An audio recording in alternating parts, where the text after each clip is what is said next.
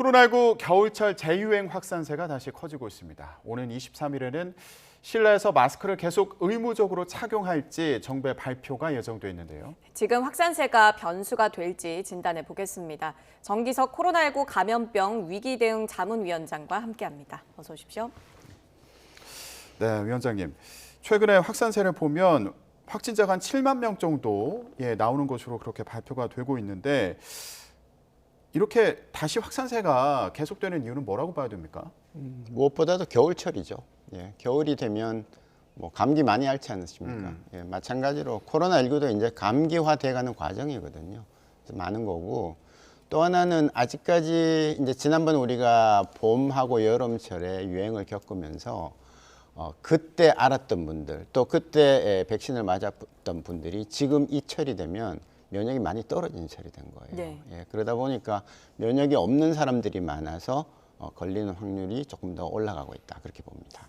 네, 자 이런 상황에서 연말이 되면은 신규 확진자가 12만 명을 넘을 거다. 이런 예측도 나오는데 현재 추세대로라면 가능하다고 보십니까? 12만 명 뭐 가든 안 가든 크게 놀라울 거는 아닙니다. 네. 원래 우리가 여기에서 정부가 이번 겨울 유행을 예상해서 그 의료 대책을 강구할 때 한 20만 명까지도 가능한 것으로, 대응이 가능한 것으로 미리 다 준비를 해왔던 거거든요. 그것 때문에 지금 전체적으로 병실 점유율이 많이 낮아지고 있죠. 그 상태를 유지하는 것이고, 12만 명이 나오더라도 의료 대응에는 문제가 없을 텐데, 이제 저희가 방역을 하는 입장에서는 어차피 같은 환자가 일정 기간에 발생할 거라면, 이번 동절기에 예를 들어서 뭐 한 수백만 명이 발생하지 않겠습니까? 그렇다면은 갑자기 막 올라가서 뚝 떨어지는 이런 과정보다는 좀 낮은 선에서 이렇게 길게 가는 그 과정이 좋다는 거죠. 왜냐하면 환자가 폭발적으로 생겼을 때 잠시 과거에 우리가 겪었듯이 의료 대응 체계가 살짝 마비가 되는 수가 있습니다. 이제 그걸 피하기 위해서는 조금 낮은 상태에서 좀 길게 가는 것이 갑자기 폭발적으로 올라가는 것보다 낫다는 의미에서 12만 명까지는 몰라도 그 다음에 이제 그전같이 뭐 18만 명, 20만 명 이렇게 치고 올라가는 현상이 나타나면 그건 그렇게 바람직하지는 않습니다. 그럼 지금 상황은 폭발적으로 증가하고 있는 상황은 아닌 겁니까? 그렇지 않다고 봅니다. 왜냐하면 그래도 국민 여러분들이 많이 그래도 이제 조심을 하고 지금 이제 독감도 막 올라가서 애들이 막 앓으니까 열병이 많지 않습니까? 이제 그러니까 조심도 하면서 다행히도 개량 백신 접종을 아직까지 좀 못 미치기는 하지만 많이 맞고 계세요. 그리고 또 최근에 감염이 됐던 분들은 그냥 그걸로 또 면제가 되는 것이죠. 그러니까 일부는 면역이 지금 막 생기면서 이번 유행에서 빠지고 있고, 이제 일부는 또 이제 막 준비를 하는 중이니까 폭발적인 증가보다는 계속 겨울에 우리가 볼 수 있는 그냥 감기가 끊이지 않고 돌아가는 그런 정도의 유행을 보이는 것이 더 앞으로 모양을 보이지 않을까 하는 것이고, 그 예측은 저희가 11월 달에 환자가 증가하는 추세를 보면서 이번에는 폭발적인 증가보다는 꾸준히 이 증가를 하겠다라고 예상을 했던 거와 뭐 비슷하게 가고 있는 것이죠. 그런데 혹시 이런 상황에서 새로운 변이가 나오는 건 아닌가 이런 걱정이 되기도 하는데, 이전까지는 BA.5의 점유율이 높지 않았습니까? 그런데 뒤이어서 또 검출이 많이 되고 있는 새로운 변이가 있나요? 그게 사실 중요한데요. 굉장히 중요한 지적이신데, 지금은 우리나라가 BA.5의 점유율이 상당히 떨어지면서 상대적으로 BN.1번이라는 게 이제 올라가기 시작했어요. BN.1. 예전에 우리가 켄타우로스라고 뭐 BA.2.75라고 막 하면서 많이들 걱정하고, 저도 방송에 나와서 이거 앞으로 봐야 된다, 큰일 날 수 있다 이런 얘기를 했던 기억이 나는데요. 그건 다행히 우리나라에 들어왔는데 그냥 조용히 가라앉고 있습니다. 그다음 그 이후에도 뭐 BQ1번, BF1번, XBB 그러면서 뭐 여러 가지 뭐 많이 나왔지 않았습니까? 근데 이것들은 지금 들어와서 우리나라에서 그렇게 크게 힘을 못 쓰고요. BN1번이 지금 좀 힘을 쓰고 있는데 어떻게 갈지는 사실 모릅니다. 그래서 그러나 이때까지 들어왔던 여러 가지 지금 제가 부호를 대했던 그런 숫자에 비하면 이 BA.1번이 가장 많이 나오고 있어요. 지금 그래프에도 나오지만 굉장히 10% 넘지 않았었습니까? 그래서 저게 계속 간다면은 BA.5번보다 조금 더 많아지더라도 이상하지는 않다. 그러나 전 세계적으로 지금 그 추세를 보면 다른 나라들도 다 이렇게 이제 춘추 전국시대 같이 오미크론의 아류가 막 이렇게 섞여 있는 겁니다. 네. 어느 나라에서는 이게 좀 더 BA 뭐 4번이 더 나오고 뭐 BQ1이 더 많이 나오고 어느 나라에서는 또 우리나라 같이 BN1이 나오고 이제 이렇게 하기 때문에 과연 저 BN1이 우리의 면역 체계나 그다음에 치료 체계에 얼마나 영향을 미칠 것이냐가 예. 관건이 될 것입니다. 그러면은 BN1이요. 이제 새로 검출이 많이 되고 있는 20% 가까이 지금 검출이 되고 있는 것으로 보이는데 증상이 더 세게 나타난다거나 아니면 위중증이 되는 경우가 더 많이 나타난다거나 그런 위험도는 어떻습니까? 지금 그 자료는 없습니다. 왜냐하면 이게 BN1이 뭐 10%가 넘었대지만 우리가 하는 숫자는 굉장히 제한적이죠.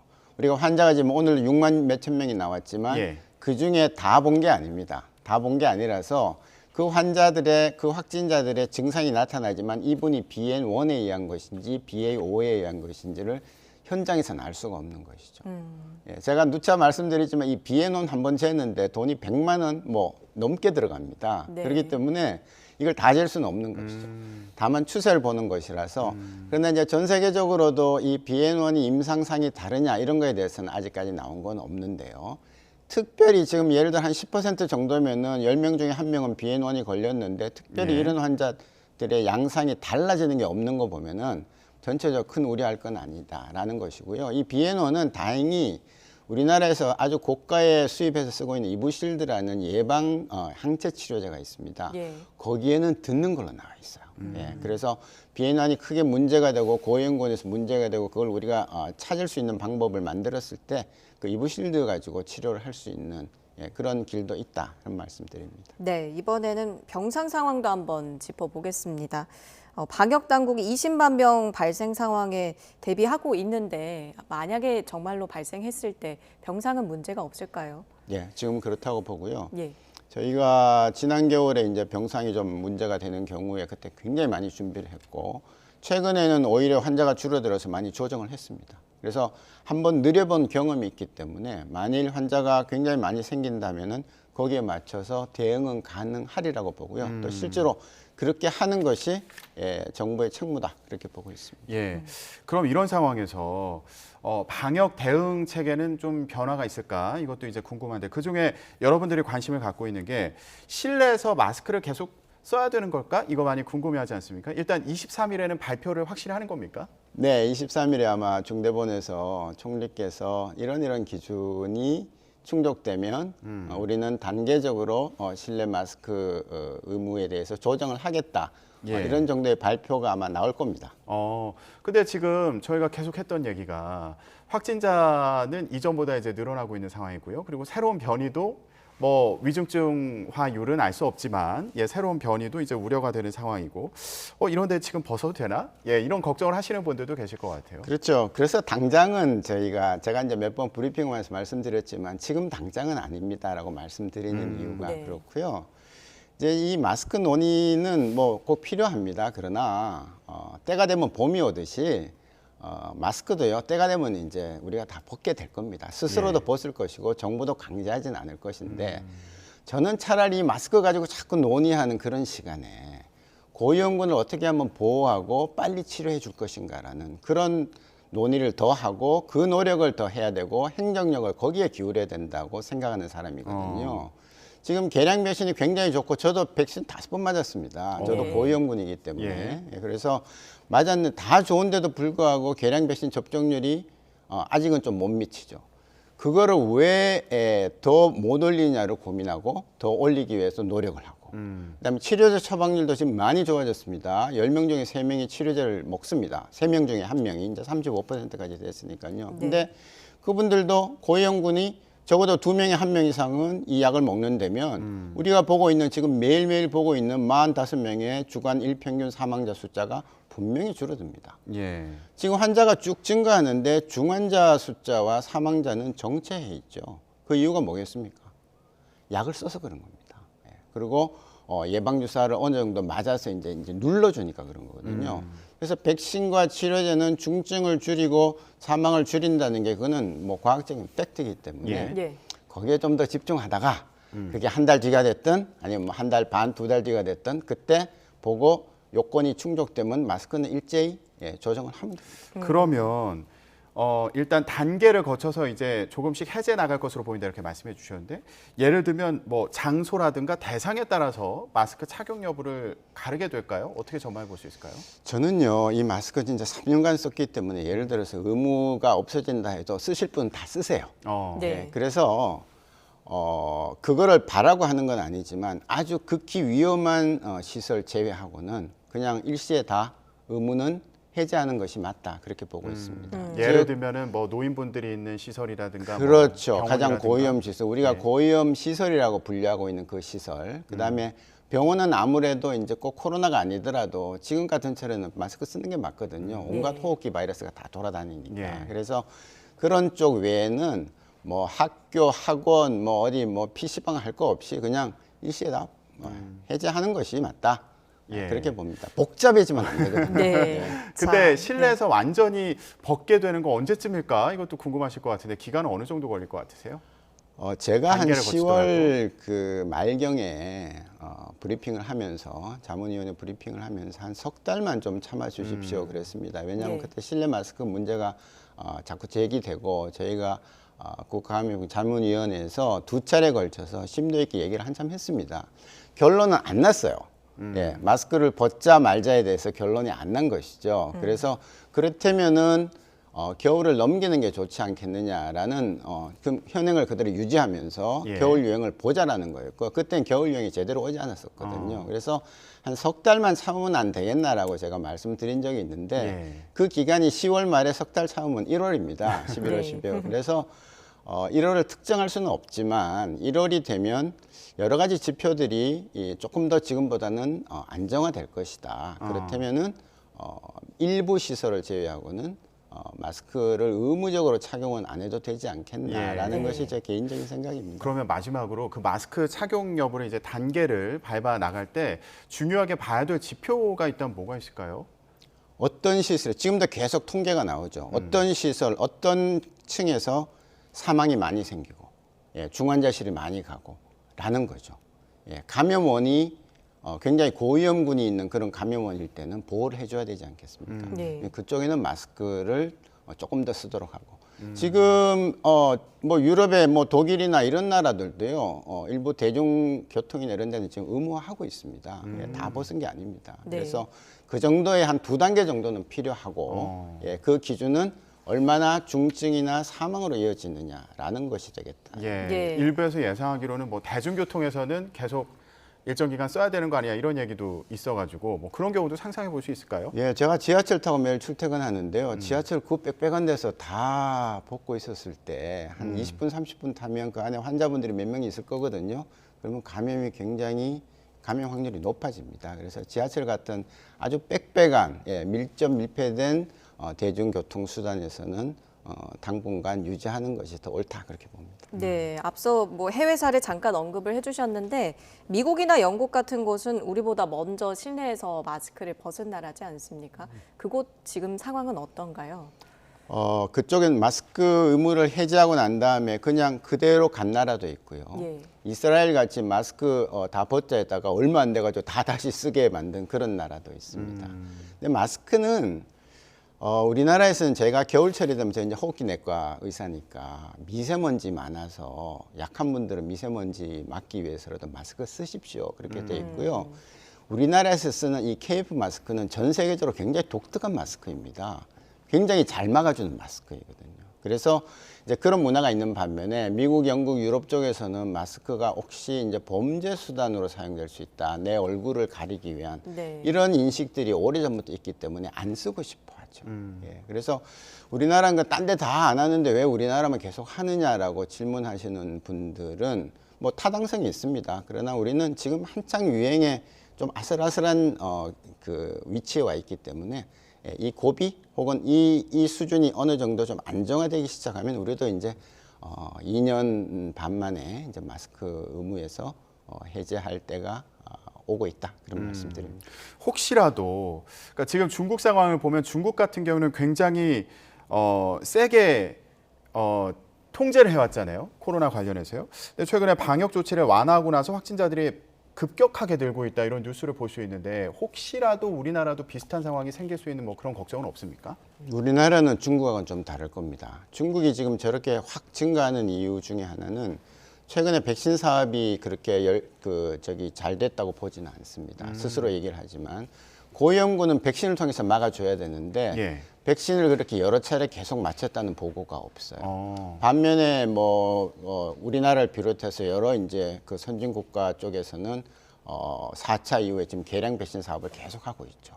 예, 그래서 그런 차이 때문에 우리나라가 마스크 의무를 해제한다고 해서 급격히 환자가 증가하고 그러지는 않을 것이고, 또 하나는 1월 한 중하순이 되면 이제 암만 겨울이지만 겨울에 정점이 지나가고 날이 풀리는 쪽입니다.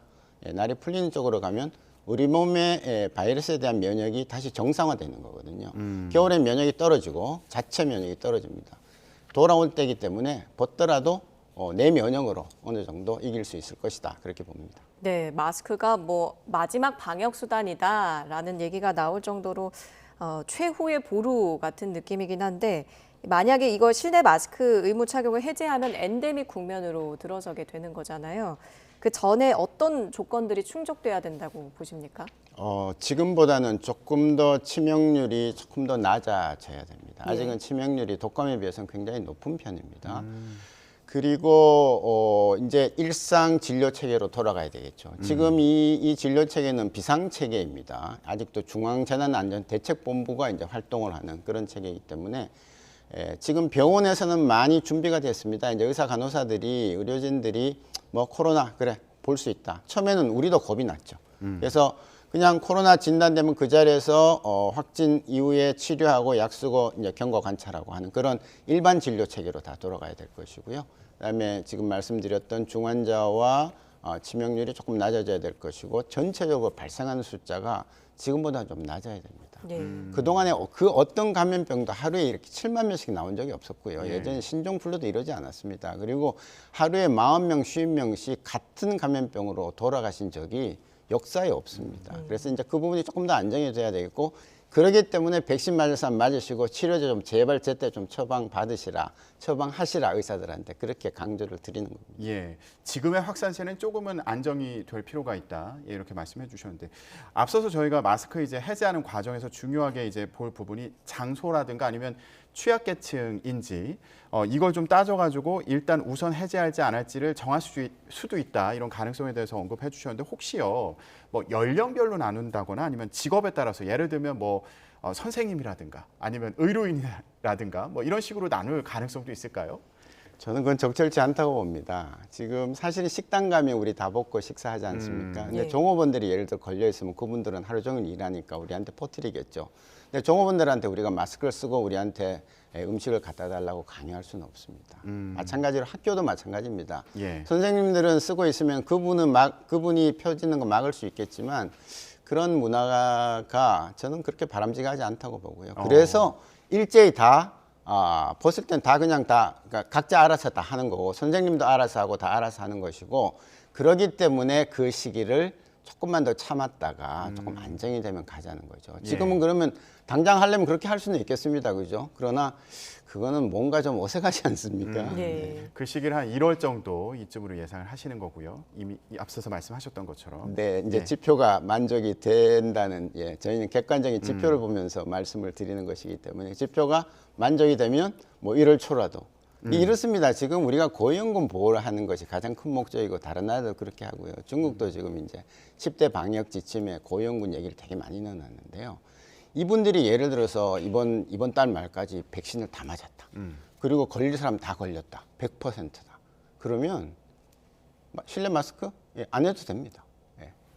그래서 이제 그런 걸 볼 때는 좀 고위험군들이 조금 동참을 해주시고, 이제 젊은 분들도 그런 분들을 위해서 조금 이해를 하시고, 그렇게 하는 사회 분위기가 필요하다, 그렇게 봅니다. 예.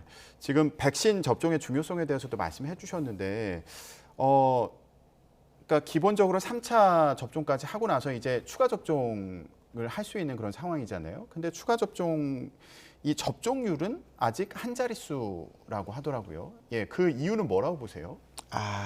지금 이제 우리나라 많은 분들이 이 병을 앓으면서 이거 별거 아니구나 라는 걸 알았습니다. 그래서 이거 굳이 자꾸 백신 맞아야 돼? 이런 거고요. 한 자리 숫자라는 것은 이제 전체 국민 이제 대상 국민 대상이고요. 실제로 우리가 집중해야 되는 부분은 60세 이상의 고령층, 그다음에 그 이하라도 시설에 거주하시는 분들, 면역 저하자들입니다. 그걸로 따지면은 지금 그 고위험군에 대해서는 한 25%가 지금 조금 넘었고요. 시설에 계시는 분들은 한 40%가 넘고 있어요. 그래서 질병청의 목표라는 것은 각각 50%, 60%입니다. 저는 잘하면 달성이 되리라고 보고요. 네. 이번 달에 안 되더라도 꾸준히 맞아서 둘 중에 고위험군 둘 중 하나만 면역을 가지시게 된다면 우리는 안심하고 조금 더 안심하고 1월 중하순 정도에는 이제 마스크 논란을 좀 종식시킬 수 있지 않나 그렇게 보고 있습니다. 알겠습니다. 근데 개량 백신 이제 이가 백신을 맞는 거잖아요. 이제 추가 접종하는 경우에. 근데 앞서서 새로운 변이 관련해서 BN.1이 이제 새로 검출된다고 하셨는데 여기에도 효과가 있는 겁니까? 어느 정도는 있습니다. 이 BN.1이 됐든 BQ가 됐든 뭐가 됐든 간에 이게 다 오미크론이라는 변이에서 나온 거고요. 지금 나오는 개량 백신은 그 오미크론을 좀 쉽게 말하면 두루뭉실하게는 다 막아주는 효과가 있습니다. 게다가 지금 우리가 맞고 있는 중에 BA.4.5에 기반한 거는 BA.5를 직접 잡아주거든요. 그러면 지금 한 10명 중에 7명이 BA.5에 직접 걸리고 있으니까 그거는 막아준다는 얘기죠. 그래서 그 개량 백신을 안 맞을 이유가 하나도 없는데 왜 고위험군들이 이렇게 고집을 피우시는지 저 참 이해가 안 됩니다. 고위험군들 같은 경우 이제 고려해 볼 필요가 있다. 젊은 분들은 안 맞으셔도 됩니다. 네. 예, 걱정이 많으시면 맞으셔야 되고요. 네. 나 젊고 건강하고 뭐 나 같이 사는 분들도 다 건강하고 괜찮아 그러면 굳이 맞으실 필요 없어요. 예, 강권하지 않습니다. 알겠습니다. 마스크 착용 어떻게 될지 그리고 백신 접종 현황 어떻게 되는지도 같이 짚어봤습니다. 지금까지 정기석 코로나19 감염병 위기 대응 자문위원장과 함께했습니다. 말씀 고맙습니다.